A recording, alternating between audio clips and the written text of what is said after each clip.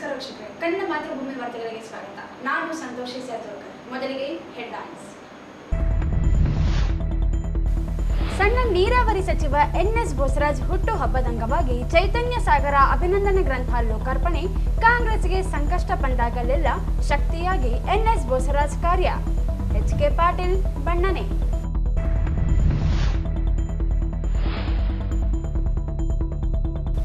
ತೆಲಂಗಾಣ ಕರ್ನಾಟಕದಲ್ಲಿ ಕಾಂಗ್ರೆಸ್ ಅಧಿಕಾರಕ್ಕೆ ಬರಲು ಎನ್ಎಸ್ ಬೋಸರಾಜ್ ಪ್ರೇರಣೆ. ಮಲ್ಲು ಭಟ್ಟಿ ವಿಕ್ರಮಾರ್ಕ.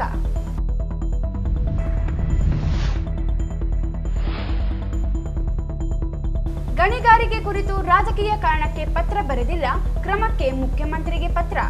ಎಚ್.ಕೆ. ಪಾಟೀಲ್.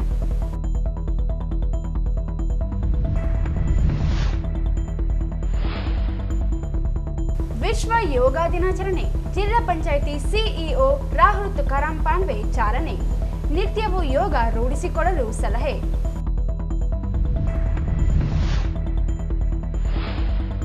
ಜೂನ್ 24ರಂದು ಮುಸ್ಲಿಂ ಒಕ್ಕೂಟದಿಂದ ವಕ್ಫ್ ಕಾಯ್ದೆ ಕುರಿತು ಜಾಗೃತಿ ಕಾರ್ಯಕ್ರಮ. ಓವೈಸಿ ಸೇರಿ ಹಲವರು ಭಾಗಿ. ಶಬ್ಬೀರ್ ಅಹಮದ್ ಹೌದಡಿ.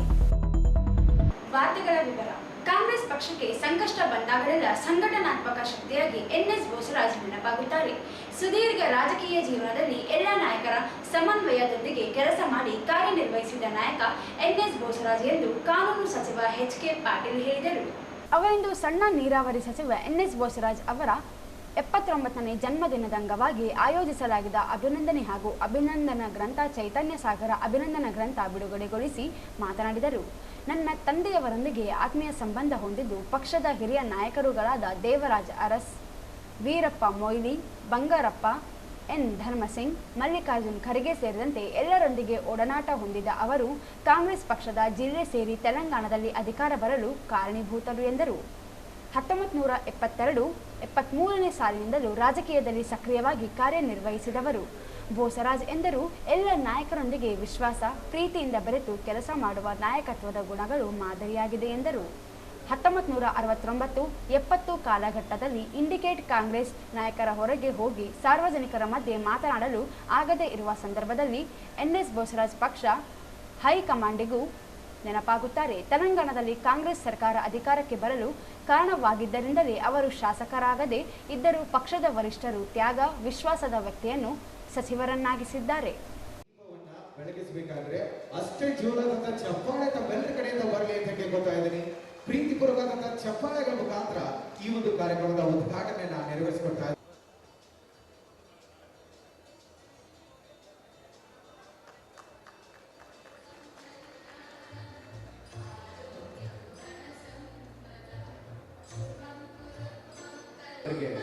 ಮತ್ತೊಂದು ಬಾರಿ ಅನಂತ ಧನ್ಯವಾದಗಳನ್ನ ತಿಳಿಸಕ್ಕೆ ಇಷ್ಟಪಡ್ತೀವಿ.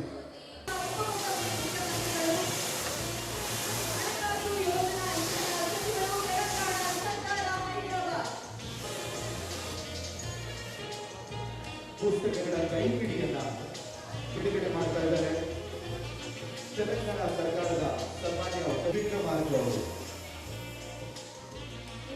ಚೈತನ್ಯ ಸಾಗರ ಗ್ರಂಥದ ಕೈಪಿಡಿಯನ್ನ ಶ್ರೀ ಮಲ್ಲು ಭಟ್ಟಿ ವಿಕ್ರಮಾರ್ಕ ಸನ್ಮಾನ್ಯ ಉಪಮುಖ್ಯಮಂತ್ರಿಗಳು, ಹಣಕಾಸು ಯೋಜನಾ ಸಚಿವರು, ತೆಲಂಗಾಣ ಸರ್ಕಾರ, ಹೈದರಾಬಾದ್. ಇದೀಗ ಗ್ರಂಥದ ಕೈಪಿಡಿಯನ್ನ ಲೋಕಾರ್ಪಣೆ ಮಾಡ್ತಾ ಇದ್ದಾರೆ.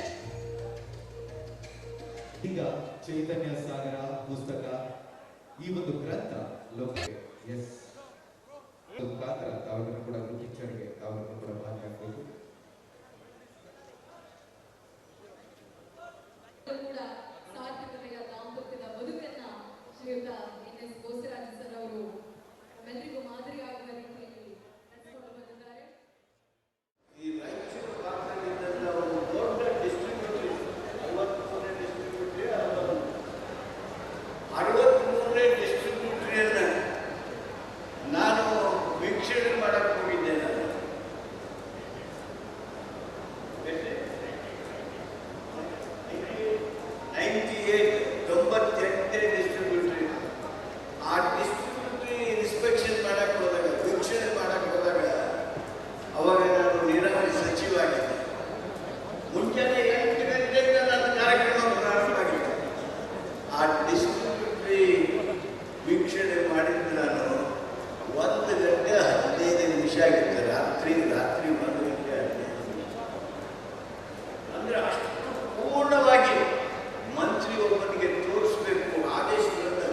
ಹಚ್ಚಬೇಕು, ಅಧಿಕಾರಿಗಳನ್ನ ಕೆಲಸಕ್ಕೆ ಹಚ್ಚಬೇಕು ಅಂತೇಳಿ ರಾತ್ರಿ 1:15 ವೀಕ್ಷಣೆ ಮುಗಿಸಿ ನಮ್ಮಲ್ಲೇ ಊಟ ಉಪಚಾರ ಆಯ್ತು. ಅಂದರೆ ಕೆಲಸಗಳನ್ನ ಹ್ಯಾಕ್ ಮಾಡಿಸ್ಬೇಕು. ನೀರು ಬಿಡಿಸೋ ಟ್ಯಾಂಕ್ ಬಂತಂದ್ರದ್ದು ಬೋಸ್ ರಾಜ್ಯವರಿಗೆ ಮೈಯಾಗ ದೇವರ ಬಂದಿರ್ತದೆ. ಇನ್ನಿಷ್ಟು ಕ್ಯೂಸೆಕ್ಸ್ ಬಿಡಿಸ್ರಿ, ಅಷ್ಟು ಕ್ಯೂಸೆಕ್ಸ್ ಬಿಡಿಸ್ರಿ, ಇವತ್ತು ಬಿಡಿಸ್ರಿ, ಅದೇನಾದ್ರು ಇದ್ದಾಗಿದೆ ಹೊಡೆದ ಅದನ್ನು ತಕ್ಷಣ ರಿಪೇರಿ ಮಾಡಿಸ್ರಿ. ಇವೆಲ್ಲಗಳು ಜನಪರವಾಗಿರ್ತಕ್ಕಂಥ ನಿಲುವೇನಲ್ಲ. ಈ ಜನಪರವಾಗಿರ್ತಕ್ಕಂಥ ನಿಲುವುಗಳನ್ನು ತಾಳಿರ್ತಕ್ಕಂಥ ಬೋಸ್ ರಾಜ್ಯವರು ಇವತ್ತು ನಿಜವಾಗಿಯೂ ಸಂತೋಷದಿಂದ ಇರಬೇಕು. ನಿಮ್ಮ 79ನೇ ಜನ್ಮ ದಿನೋತ್ಸವ ದಿವಸ ಇಷ್ಟು ದೊಡ್ಡ ಸಂಖ್ಯೆಯೊಳಗೆ ಬಂದು ಎಲ್ಲರೂ ನಿಮ್ಗೆ ಶುಭಾಶಯ ಹೇಳ್ತಾರೆ. ನಿಮ್ಗಿಂತ ಏನೇ ಒಂದು ಆಶೀರ್ವಾದ ಮಾಡ್ತಾರೆ. ನಿಮ್ಗಿಂತ ಕಾಂಗ್ರೆಸ್ ಪಕ್ಷಕ್ಕೆ ಸಲ್ಲಿಸಿದ ಸೇವೆಯನ್ನು ಗುರುತಿಸಲಾಗಿದೆ ಎಂದರು. ಸಹಸ್ರ ಚಂದ್ರ ದರ್ಶನದಂತೆ 79ನೇ ಹುಟ್ಟು ಹಬ್ಬದ ಅಂಗವಾಗಿ ಚೈತನ್ಯ ಸಾಗರ ಅಭಿನಂದನಾ ಗ್ರಂಥ ಹೊರತಂದಿರುವುದು ಸ್ತುತ್ಯಾರ್ಹವಾಗಿದೆ ಎಂದರು. ಅವರ ಪತ್ನಿ ಕೃಷ್ಣವೇಣಿ NS ಬೋಸರಾಜ್ ಸಹ ಅವರೊಂದಿಗೆ ಹೆಜ್ಜೆಯಾಗಿ ಕಾರ್ಯನಿರ್ವಹಿಸಿದ್ದಾರೆ. ಕಾಂಗ್ರೆಸ್ ಪಕ್ಷ ರಾಜ್ಯದಲ್ಲಿ ಉಳುವವನೇ ಭೂ ಒಡೆಯ ಸೇರಿದಂತೆ 18 ಅಂಶಗಳನ್ನು ಜಾರಿಗೊಳಿಸಿದ್ದರಿಂದ ಹಿಡಿದು ಇಲ್ಲಿಯವರೆಗೆ NS ಬೋಸರಾಜ್ ಇವರು ಕಾಂಗ್ರೆಸ್ ಪಕ್ಷಕ್ಕೆ ನಿಷ್ಠರಾಗಿ ಕಾರ್ಯನಿರ್ವಹಿಸಿದ್ದಾರೆ. ಜಿಲ್ಲೆಯ ನೀರಾವರಿ ಯೋಜನೆಗಳು, ಅಭಿವೃದ್ಧಿ ಕಾರ್ಯಕ್ರಮಗಳಲ್ಲಿ ಸಚಿವರುಗಳನ್ನು ಬೆನ್ನು ಹತ್ತಿ ಕಾರ್ಯನಿರ್ವಹಿಸುವುದು ಸಹ ಮಾದರಿಯಾಗಿದೆ. ನೀರಾವರಿ ಸಚಿವರಾಗಿದ್ದಾಗ TMC ಕ್ಯೂಸೆಕ್ ನೀರಿನ ಅಳತೆ ಮಾಹಿತಿ ನನಗೆ ಇರದೇ ಇದ್ದಾಗ NS ಬೋಸರಾಜ್ ಮಾರ್ಗದರ್ಶನ ಮಾಡಿದ ಗುರುವಾಗಿದ್ದಾರೆ. ಹಿರಿಯರನ್ನ ಇತಿಹಾಸವನ್ನ ಯುವಕರಿಗೆ ತಿಳಿಸುವ ಕೆಲಸವಾಗಿರುವುದು ಅಭಿನಂದನಾರ್ಹವಾಗಿದೆ ಎಂದು ತಿಳಿಸಿದರು.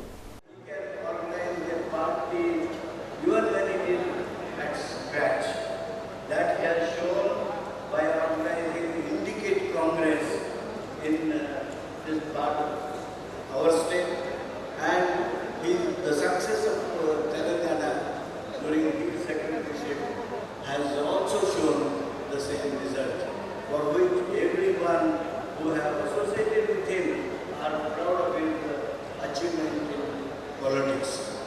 ಜನರ ಧ್ವನಿಯಾಗಿ, ಜನರ ಪರವಾಗಿ, ಬಡವರ ಪರವಾಗಿ, ನಮ್ಮ ಭಾಗದ ಪರವಾಗಿ ಈ ಪ್ರಮಾಣದ ಹೋರಾಟ ಮಾಡಿರ್ತಕ್ಕಂಥ ಮಾನ್ಯ ಬೋಸ್ ರಾಜರು ನನಗೆ ಗೊತ್ತಿಲ್ಲ. ಯಾಕಂದರೆ ಅವರು ನನ್ನ ಜೊತೆಗೆ ನಡ್ಕೊಳ್ಳೋ ರೀತಿ ನೋಡಿದರೆ ನಾನು ಅವ್ರಿಗೆ ಏನನ್ಬೇಕು ಅಂತ ಆಶ್ಚರ್ಯ ಅನಿಸ್ತಿರ್ಲಿಲ್ಲ ನನಗೆ. ನನ್ನ ತಂದೆಯವರ ಜೊತೆಗೆ ಅವರು ಅತ್ಯಂತ ಆತ್ಮೀಯವಾಗಿ ನಡ್ಕೊಂಡಿದ್ರು. ಭಾಳ ಸಮೀಪ ಇದ್ರು ಅವರು. ಭಾಳ ಜನ ಈ ಸುನಾನಿಯವರಿಗೆ ಗೊತ್ತಿರಬೇಕು.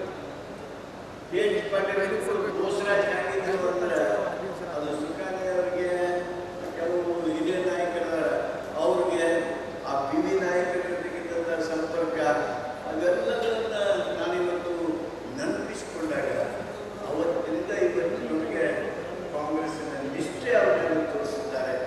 ಅದನ್ನು ನಾನು ಅತ್ಯಂತ ಅಭಿಮಾನದಿಂದ ಗೌರವಿಸ್ತಾ ಆ ಪಕ್ಷದ ಅಭಿಮಾನ ನಿಷ್ಠೆಯ ಜೊತೆಗೆ ನಾಯಕ ನಿಷ್ಠೆಗಳನ್ನು ಅವರಿಂದ ನಾವೆಲ್ಲ ಯುವಕರು ಕಲ್ಕೋಬೇಕು.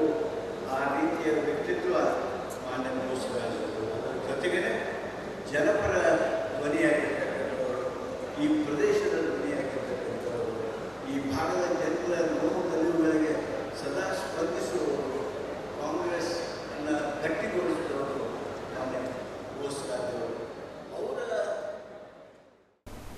ಈ ಸಂದರ್ಭದಲ್ಲಿ ಸ್ವಾಗತ ಸಮಿತಿ ಅಧ್ಯಕ್ಷ ಹಾಗೂ ಮಾನ್ವಿ ಶಾಸಕ ಜಿ ಹಂಪಯ್ಯ ನಾಯ್ಕ್, ಸಂಸದ ಜಿ ಕುಮಾರ್ ನಾಯ್ಕ್, ಸಚಿವರಾದ ಶಿವರಾಜ್ ತಂಗಡಗಿ, ವಿಧಾನಸಭೆಯ ಸ್ಪೀಕರ್ UT ಖಾದರ್, ತೆಲಂಗಾಣ ಸಚಿವ ವಾಕಿಟಿ ಶ್ರೀಹರಿ, ಮಾಜಿ ಸಂಸದ BV ನಾಯ್ಕ್, ರಾಜ ಅಮರೇಶ್ ನಾಯ್ಕ್, ಶಾಸಕಿ G Karemma Nayak, Basanagouda Turvihal, MLC Basanagouda Badarli, Parasmal Sukhani, Amaregouda Bayyapur, DS Hulageri, Venkatrao Nadagouda, Papareddy Basanagouda Byagwat, Basavaraj Patil Anwari, L Hanumanthaiah, Mahantesh Patil Attanur, doctor Suresh Sagarad, Narasimhalu Madagiri, Sajid Sameer, SR Reddy, Basavaraj Patil Andani, Jayanna, K Shantappa ಸೇರಿ ಅನೇಕರು ಇದ್ದರು. ಸಾನ್ನಿಧ್ಯವನ್ನು ಸ್ಮಿತಾ ಅಕ್ಕ ಅವರು ವಹಿಸಿದ್ದರು. ಸಾವಿರಾರು ಸಂಖ್ಯೆಯಲ್ಲಿ ಅಭಿಮಾನಿಗಳು, ಹಿತೈಷಿಗಳು, ವಿವಿಧ ರಾಜಕೀಯ ಪಕ್ಷಗಳ ಮುಖಂಡರುಗಳು ಭಾಗಿಯಾದರು. ಕಾಂಗ್ರೆಸ್ ಪಕ್ಷಕ್ಕೆ ನಿಷ್ಠರಾಗಿರುವ ಗಾಂಧಿವಾದಿ ಎನ್ಎಸ್ ಬೋಸರಾಜ್ ಇವರು ತೆಲಂಗಾಣದಲ್ಲಿ ಕಾಂಗ್ರೆಸ್ ಸರ್ಕಾರ ರಚನೆಗೆ ಪ್ರೇರಣೆಯಾಗಿದ್ದಾರೆ ಎಂದು ತೆಲಂಗಾಣದ ಉಪಮುಖ್ಯಮಂತ್ರಿ ಹಾಗೂ ಹಣಕಾಸು ಇಂಧನ ಸಚಿವ ಮಲ್ಲು ಭಟ್ಟಿ ವಿಕ್ರಮಾರ್ಕ ಹೇಳಿದರು. ಅವರಿಂದು ಸಣ್ಣ ನೀರಾವರಿ ಸಚಿವ ಎನ್ಎಸ್ ಬೋಸರಾಜ್ ಅವರ ಜನ್ಮದಿನದ ಅಂಗವಾಗಿ ಹೊರತರಲಾದ ಚೈತನ್ಯ ಸಾಗರ ಅಭಿನಂದನಾ ಬಿಡುಗಡೆ ಸಮಾರಂಭದ ಮುಖ್ಯ ಅತಿಥಿಯಾಗಿ ಮಾತನಾಡಿದರು. ಸರಿಸುಮಾರು 50 ವರ್ಷಗಳು ಅಧಿಕ ಕಾಲ ಕಾಂಗ್ರೆಸ್ ಪಕ್ಷದಲ್ಲಿದ್ದು ಸಲಹೆಗಾರರಾಗಿ ಸಂಘಟನಾ ಶಕ್ತಿಯಾಗಿ ಕಾರ್ಯನಿರ್ವಹಿಸಿದ್ದಾರೆ. ಯಾವುದೇ ಸಂದರ್ಭದಲ್ಲಿ ಪಕ್ಷಕ್ಕೆ ಮಾರ್ಗದರ್ಶನ ನೀಡುತ್ತಾ ಬಂದಿರುವ ಅವರು ಎಲ್ಲರನ್ನೂ ನಮ್ಮವರು ಎಂಬ ಭಾವನೆಯಿಂದ ಕಾರ್ಯನಿರ್ವಹಿಸುವ ಅವರು ತೆಲಂಗಾಣ, ಕರ್ನಾಟಕ ರಾಜ್ಯದಲ್ಲಿ ಕಾಂಗ್ರೆಸ್ ಅಧಿಕಾರಕ್ಕೆ ಬರಲು ಕಾರಣೀಭೂತರಾಗಿದ್ದಾರೆ. ತೆಲಂಗಾಣ ಮತ್ತು ಕರ್ನಾಟಕ ಕಾಂಗ್ರೆಸ್ ಸರ್ಕಾರಗಳು ಒಗ್ಗೂಡಿ ಹೋಗುವುದಾಗಿ ಹೇಳಿದರು.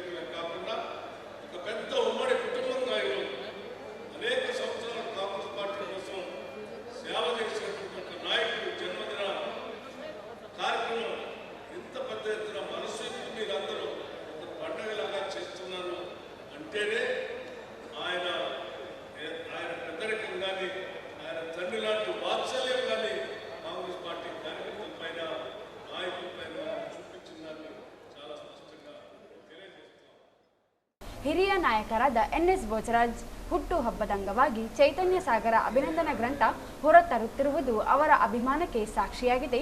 ಅವರ ಜೀವನ ಮತ್ತಷ್ಟು ಬೆಳೆಯಲಿ ಎಂದು ಹಾರೈಸಿದರು.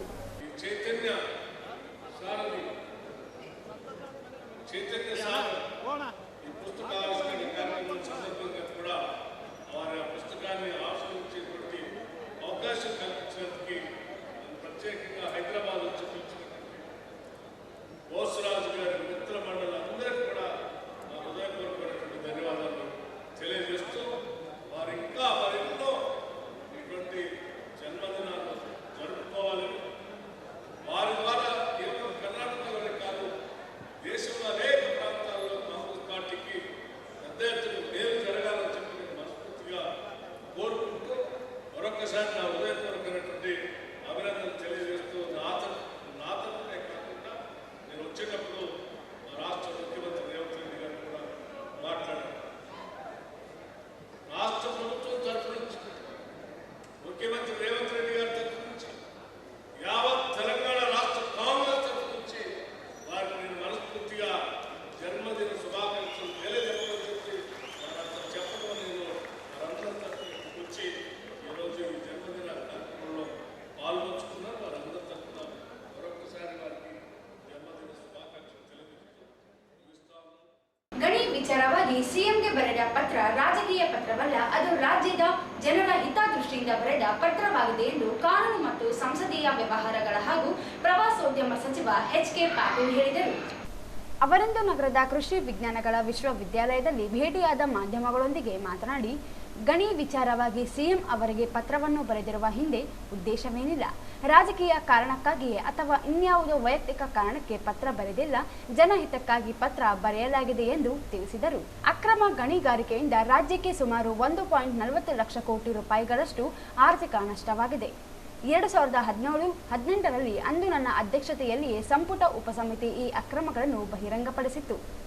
ಆಗ ಸಿದ್ದರಾಮಯ್ಯ ಅವರು ವಿರೋಧ ಪಕ್ಷದ ನಾಯಕರಾಗಿದ್ದಾಗ ಕಾಂಗ್ರೆಸ್ ಪಕ್ಷವು 320 ಕಿಲೋಮೀಟರ್ ದೂರದ ಪಾದಯಾತ್ರೆಯನ್ನು ಕೈಗೊಂಡು ಈ ವಿಷಯವನ್ನು ಜನರ ಮುಂದಿಟ್ಟು ಆಗಿನ ಕಾಂಗ್ರೆಸ್ ಸರ್ಕಾರ ಕೆಲವು ಪ್ರಕರಣಗಳನ್ನು ತನಿಖಾ ಸಂಸ್ಥೆಗಳಿಗೆ ವಹಿಸಿತ್ತು. ಒಟ್ಟು ಪ್ರಕರಣದ ಕೇವಲ 2% ಮಾತ್ರ ತೀರ್ಪು ಹೊರಬಿದ್ದಿದ್ದು ಸಿಬಿಐಗೆ 9 ಪ್ರಕರಣಗಳ ತನಿಖೆಗೆ ನೀಡಲಾಗಿತ್ತು. ಆದರೆ 3 ಪ್ರಕರಣಗಳನ್ನು ಹೊರತುಪಡಿಸಿ 6 ಪ್ರಕರಣಗಳನ್ನು ಹಾಗೆಯೇ ಬಿಡಲಾಗಿದೆ ಎಂದು ತಿಳಿಸಿದರು. ಉದ್ದೇಶ ಪತ್ರ ನೀವು ನೋಡಿದಿರಿ, ನೀವು ಒಂದು ಪತ್ರಿಕೆಯಲ್ಲಿ ಅದನ್ನು ಪ್ರಕಟ ಮಾಡಿದ್ದನ್ನು ನೋಡಿದರೆ ಅದರಿಂದ ಉದ್ದೇಶ ನಿಮಗೇನು ಅರ್ಥ ಆಗಲಿಲ್ವಾ?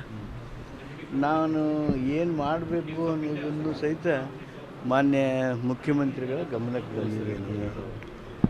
ಅದರ ಮೂಲಕ ರಾಜ್ಯದ ಸೇವೆ ಆಗಬೇಕು, ನಮ್ಮ ಸರ್ಕಾರಕ್ಕೆ ಒಳ್ಳೆಯ ಹೆಸರು ಬರಬೇಕು. ಆ ಕಾರಣಕ್ಕಾಗಿ ಆ ಪತ್ರ ಬರೆದಿದೆ.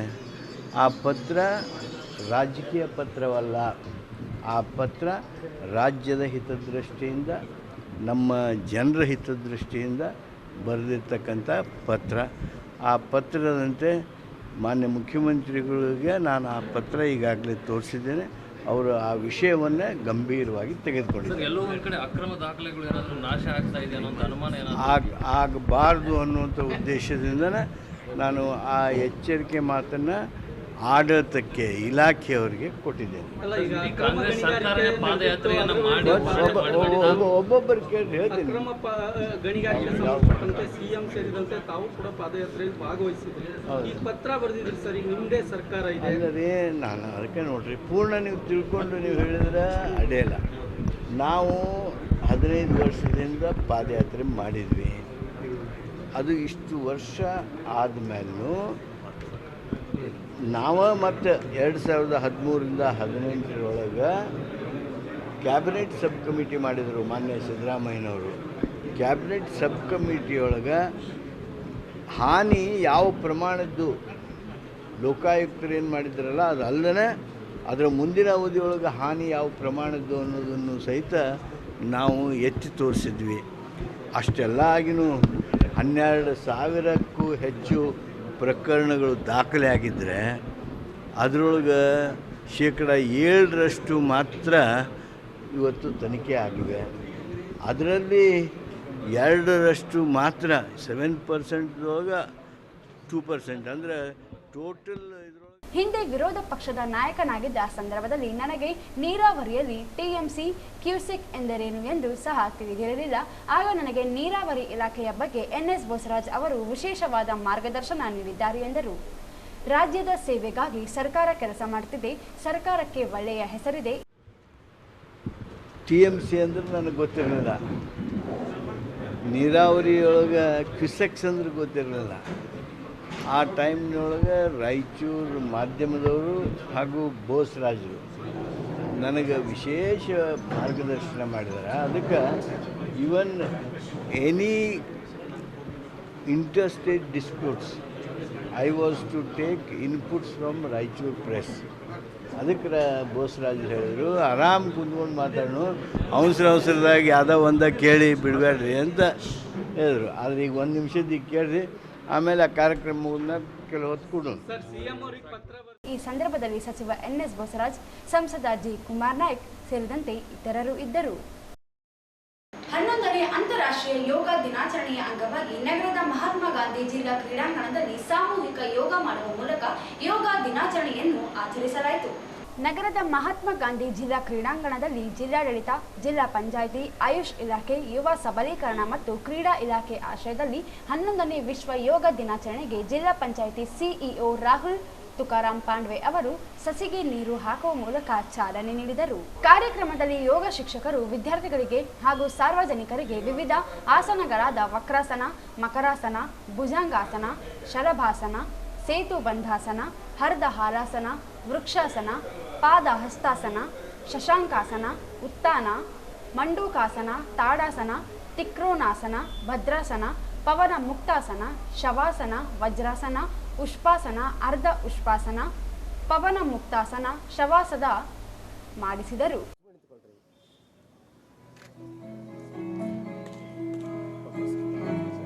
ಕರ್ನಾಟಕ ರಾಜ್ಯಾದ್ಯಂತ ಎಡ ಪಾದವನ್ನ ಮಡಚಿ ಬಲ ತೊಡೆಯ ಮೇಲೆ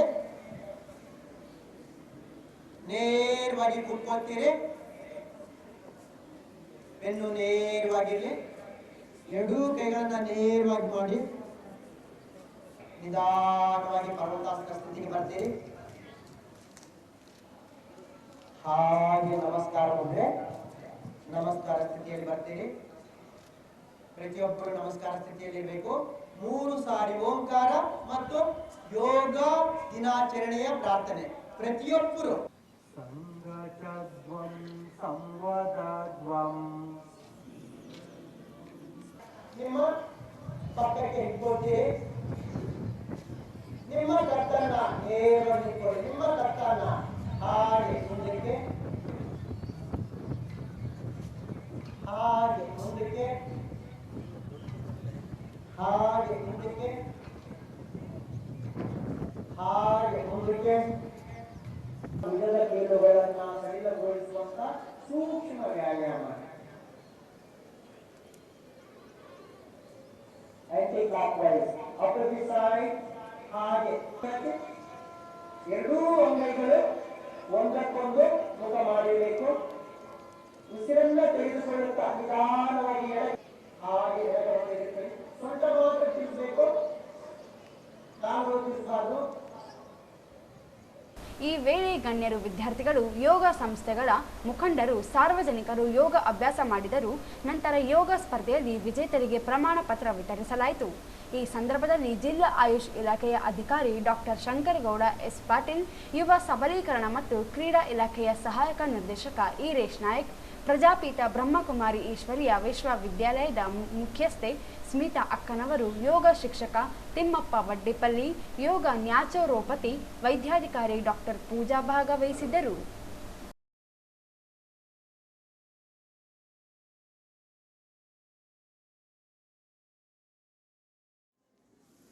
ಮುಂದಿನ ಆಸನ ವಜ್ರಾಸನ. ವಜ್ರ ಅಂದ್ರೆ ಗಟ್ಟಿಯಾದ ಕುಷ್ಟದ ಹತ್ತಿರ ನೇರವಾಗಿ ವಜ್ರಾಸನದಲ್ಲಿ ಕೂತ್ಕೊಳ್ತೀರಿ. ಬೆನ್ನು ನೇರವಾಗಿ ಕೈಗಳನ್ನು ನಿಮ್ಮ ಸೊಂಟ ಕಸ್ತೀರಿ. ಉಸಿರನ್ನ ತೆಗೆದುಕೊಳ್ಳುತ್ತಾ ನಿಧಾನವಾಗಿ ಹಿಂದಕ್ಕೆ ಬಾಗ್ತೀರಿ. ನಿಧಾನವಾಗಿ ಹಿಂದಕ್ಕೆ ಬಾಗ್ತೀರಿ. ಆಸನದ ಅಂತಿಮ ಸ್ಥಿತಿಯಲ್ಲಿ ಸಹಜ ಉಸಿರಾಟ ಮೇಲೆ ಹಾಗೆ ಹಿಂದಕ್ಕೆ ತಗೋತೀರಿ. ನಿಮ್ಮ ಎಡ ಅಂಗೈಯನ್ನು ಎಡಪಾದದ ಮೇಲೆ ಹಾಗೆ ತಗೋತೀರಿ. ಉಷ್ಟ್ರಾಸನ ನೇರವಾಗಿರ್ಬೇಕು.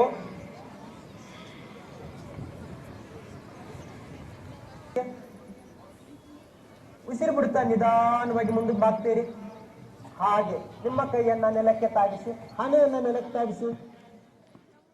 ವಕ್ಫ್ ತಿದ್ದುಪಡಿ ಕಾಯ್ದೆಯ ಬಗ್ಗೆ ಬೃಹತ್ ಅರಿವು ಮೂಡಿಸುವ ಕಾರ್ಯಕ್ರಮವನ್ನು ಮುಸ್ಲಿಂ ಪರ್ಸನಲ್ ಲಾ ಬೋರ್ಡ್ ವತಿಯಿಂದ ಜೂನ್ 24ರಂದು ಸಂಜೆ 7:30ಕ್ಕೆ ನಗರದ ಜಿಲ್ಲಾ ಮಹಾತ್ಮ ಗಾಂಧಿ ಕ್ರೀಡಾಂಗಣದಲ್ಲಿ ಹಮ್ಮಿಕೊಂಡಿದೆ ಎಂದು ರಾಯಚೂರು ಮುಸ್ಲಿಂ ಒಕ್ಕೂಟದ ಮುಖಂಡ ಶಬೀರ್ ಅಹಮದ್ ಹೌದಡಿ ಹೇಳಿದರು. ಅವರಿಂದು ಮಾಧ್ಯಮಗೋಷ್ಠಿಯನ್ನುದ್ದೇಶಿಸಿ ಮಾತನಾಡಿ, ವಕ್ಫ್ ತಿದ್ದುಪಡಿ ಕಾಯ್ದೆಯು ಮುಸ್ಲಿಂ ಜನಾಂಗಕ್ಕೆ ಕರಾಳ ಕಾಯ್ದೆಯಾಗಿದೆ. ಸಮುದಾಯದ ಧಾರ್ಮಿಕ ಹಕ್ಕನ್ನು ಕುಸಿದುಕೊಳ್ಳುತ್ತದೆ. ಇದೊಂದು ಪಕ್ಷಪಾತ ಸ್ವರೂಪದ ಕಾಯ್ದೆಯಾಗಿದೆ ಎಂದರು. ವಕ್ಫ್ ಮಂಡಳಿಗಳಲ್ಲಿ ಮುಸ್ಲಿಮೇತರ ಸದಸ್ಯರನ್ನು ಮತ್ತು ಸರ್ಕಾರದಿಂದ ನೇಮಿಸಲ್ಪಟ್ಟ ಅಧಿಕಾರಿಗಳನ್ನು ನೇಮಿಸುವ ಮೂಲಕ ಧಾರ್ಮಿಕ ತಾರತಮ್ಯ ಮಾಡುತ್ತಿದೆ. ದೇಶದ ಎಲ್ಲ ಪ್ರಜ್ಞಾವಂತ ನಾಗರಿಕರು, ಬುದ್ಧಿಜೀವಿಗಳು ಇದನ್ನು ವಿರೋಧಿಸಬೇಕು ಎಂದು ತಿಳಿಸಿದರು. ಜಾತ್ಯತೀತ, ಪ್ರಜಾಸತ್ತಾತ್ಮಕ, ಧರ್ಮ ನಿರಪೇಕ್ಷವಾಗಿರುವ ದೇಶದಲ್ಲಿ ಒಂದು ಸಮುದಾಯವನ್ನು ಗುರಿಯಾಗಿಸಿಕೊಂಡು ಕಾಯ್ದೆ ರೂಪಿಸಿದಂತಿದೆ. ಇದು ದೇಶದ ನಾಗರಿಕರಲ್ಲಿ ತಾರತಮ್ಯ ಮತ್ತು ವಿವಿಧತೆಯಲ್ಲಿ ಏಕತೆ ಇರುವ ದೇಶದ ಸಂವಿಧಾನದ ವಿರುದ್ಧವಾಗಿದೆ ಎಂದು ದೂರಿದರು. ಇದೊಂದು ನಮ್ಮ ರಾಷ್ಟ್ರೀಯೋದ್ಯಾನವರು ಉಪಸ್ಥಿತರಿದ್ದರು. ವಿಷಯ ಏನಂದರೆ 24/6/2025ರಂದು ನಮ್ಮ ರಾಯಚೂರು ನಗರದ ಮಹಾತ್ಮ ಗಾಂಧಿ ಕ್ರೀಡಾಂಗಣದಲ್ಲಿ ಒಂದು ಬೃಹತ್ ಮಸೂದೆ ಕಾಯ್ದೆ ತಿದ್ದುಪಡಿ ಮಾನ್ಯ ಕೇಂದ್ರ ಸರ್ಕಾರವನ್ನು ಜಾರಿಯಾಗಿದೆ. ಸೊ ಅದರ ವಿರುದ್ಧ ಒಂದು ಅರಿವು ಕಾರ್ಯಕ್ರಮವನ್ನು ನಾವು ರಾಯಚೂರು ಮುಸ್ಲಿಂ ಒಕ್ಕೂಟ ವತಿಯಿಂದ ಮುಸ್ಲಿಂ ಪರ್ಸನಲ್ ಲಾ ಬೋರ್ಡ್ ಬ್ಯಾನರ್ದಲ್ಲಿ ಹಮ್ಮಿಕೊಂಡಿದ್ದೇವೆ. ಇದರ ಮೂಲ ಉದ್ದೇಶ ಏನೆಂದರೆ, ಈ ನಮ್ಮ ಕೇಂದ್ರ ಸರ್ಕಾರವು ವಕ್ಫ್ ತಿದ್ದುಪಡಿ ಕಾಯ್ದೆಯನ್ನು ಜಾರಿ ಮಾಡಿದೆ. ಇದರಿಂದ ಮುಸ್ಲಿಮರಿಗೆ ಕಾರಣ ಕಾಯ್ದೆಯಾಗಿದೆ. ಸಮುದಾಯದ ಇದರಿಂದ ಏನು ಅಂದರೆ, ಸಮುದಾಯ ಮುಸ್ಲಿಂ ಸಮುದಾಯಕ್ಕೆ ಅಥವಾ ಯಾವುದೇ ಸಮುದಾಯದಲ್ಲಿ ನಮ್ಮ ಭಾರತ ಸಂವಿಧಾನವು ಎಲ್ಲ ಜಾತ್ಯತೀತವಾಗಿ ತಮ್ಮ ಮತದಲ್ಲಿ ಯಾವುದೇ ತರಹದ ಯಾವುದೇ ಕಾರ್ಯಕ್ರಮವನ್ನು ಮಾಡಲು ನಮ್ಮ ಭಾರತ ಸಂವಿಧಾನ ಡಾಕ್ಟರ್ ಬಾಬಾ ಸಾಹೇಬ್ ಅಂಬೇಡ್ಕರ್ ಬರೆದಿರುವ ಸಂವಿಧಾನವನ್ನು ನಮಗೆ ಅನುಕೂಲ ಮಾಡಿಕೊಟ್ಟಿರುತ್ತಾರೆ. ಆದರೆ ಏಕಾಏಕಿ ಕೇಂದ್ರ ಸರ್ಕಾರವು ಇದರಲ್ಲಿ ಒಂದು ಧರ್ಮ ನಿರಪೇಕ್ಷಿತ ಕಾಯ್ದೆಯನ್ನು ಜಾರಿ ಮಾಡಿರುತ್ತಾರೆ. ಸೊ ಇದರ ಸಂಬಂಧ ನಾವು ಇಡೀ ಭಾರತ ದೇಶಾದ್ಯಂತ ಮುಸ್ಲಿಂ ಪರ್ಸನಲ್ ಲಾ ಬೋರ್ಡ್ ವತಿಯಿಂದ ಎಲ್ಲ ಸಮುದಾಯದವರು, ನಮ್ಮ ಜಾತಿ ಇಸ್ಲಾಂ ಮುಸಲ್ಮಾನರು ಎಲ್ಲ ಯಾವ್ಯಾವುದೇ ಇದ್ದಾರೆ ಎಲ್ಲರೂ ಸೇರಿ ಒಂದು ಪ್ಲಾಟ್ಫಾರ್ಮ್ನಲ್ಲಿ ಬಂದಿದ್ದೀವಿ. ಆ ಪ್ಲಾಟ್ಫಾರ್ಮ್ ಹೆಸರು all India Muslim personal law board ವತಿಯಿಂದ ಎಲ್ಲ ಜನಸಾಮಾನ್ಯರಿಗೆ ನಾವೇನು ತಿಳಿಸಲು ಬಯಸ್ತಿದ್ದೀವಿ, ಈ ಕಾನೂನು ಬಗ್ಗೆ ಅದರ ದುರುಪಯೋಗಗಳು ಏನು ಅಂತ ಎಲ್ಲ ಜನಸಾಮಾನ್ಯರ ಬಗ್ಗೆ ತಿಳಿಸಲಾಗಿ ಒಂದು ಬೃಹತ್ ಕಾರ್ಯಕ್ರಮವನ್ನು ಹಮ್ಮಿಕೊಂಡಿದ್ದೇವೆ. ಈ ಕಾರ್ಯಕ್ರಮದಲ್ಲಿ ನಮ್ಮ all India Muslim personal law board ಅಧ್ಯಕ್ಷರಾದ ಮೌಲಾನಾ ಖಾಲಿದ್ ಸೈಫುಲ್ಲಾ ಈ ಹಿನ್ನೆಲೆಯಲ್ಲಿ ಮುಸ್ಲಿಂ ಸಮುದಾಯಕ್ಕೆ ಮಾತ್ರವಲ್ಲದೆ ಎಲ್ಲ ಸಮುದಾಯಗಳು ವಿರೋಧಿಸಬೇಕಾಗಿದೆ. ಒಂದು ಸಮುದಾಯಕ್ಕೆ ಮಾಡಿದ ಅನ್ಯಾಯ ಮಾಡಿದ್ದು ಮುಂದಿನ ದಿನಗಳಲ್ಲಿ ಬೇರೆ ಬೇರೆ ಸಮುದಾಯಕ್ಕೆ ಅನ್ಯಾಯವಾಗುತ್ತದೆ. ಎಲ್ಲ ಸಮುದಾಯದ ಜನರು ಭಾಗವಹಿಸಲು ಕರೆ ನೀಡಲಾಗಿದೆ ಎಂದರು.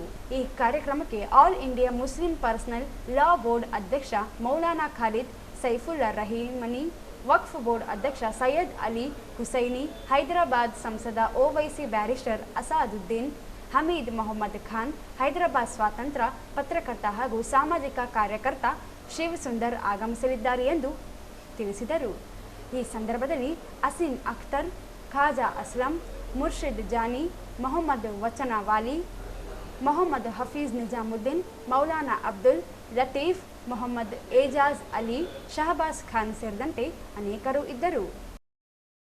ಕೊನೆಯಲ್ಲಿ ಮತ್ತೊಮ್ಮೆ ಹೆಡ್ಲೈನ್ಸ್. ಸಣ್ಣ ನೀರಾವರಿ ಸಚಿವ ಎನ್ಎಸ್ ಬೋಸರಾಜ್ ಹುಟ್ಟುಹಬ್ಬದ ಅಂಗವಾಗಿ ಚೈತನ್ಯ ಸಾಗರ ಅಭಿನಂದನೆ ಗ್ರಂಥ ಲೋಕಾರ್ಪಣೆ. ಕಾಂಗ್ರೆಸ್ಗೆ ಸಂಕಷ್ಟ ಬಂದಾಗಲೆಲ್ಲ ಶಕ್ತಿಯಾಗಿ ಎನ್ಎಸ್ ಬೋಸರಾಜ್ ಕಾರ್ಯ. ಎಚ್ಕೆ ಪಾಟೀಲ್ ಬಣ್ಣನೆ.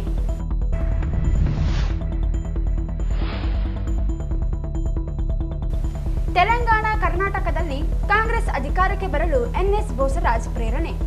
ಮಲ್ಲು ಭಟ್ಟಿ ವಿಕ್ರಮಾರ್ಕ.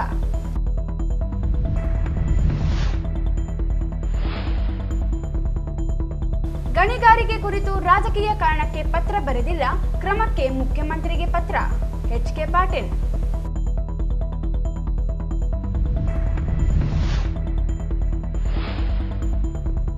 ವಿಶ್ವ ಯೋಗ ದಿನಾಚರಣೆ. ಜಿಲ್ಲಾ ಪಂಚಾಯಿತಿ ಸಿಇಒ ರಾಹುಲ್ ತುಕಾರಾಂ ಪಾಂಡ್ವೆ ಚಾಲನೆ. ನಿತ್ಯವೂ ಯೋಗ ರೂಢಿಸಿಕೊಳ್ಳಲು ಸಲಹೆ.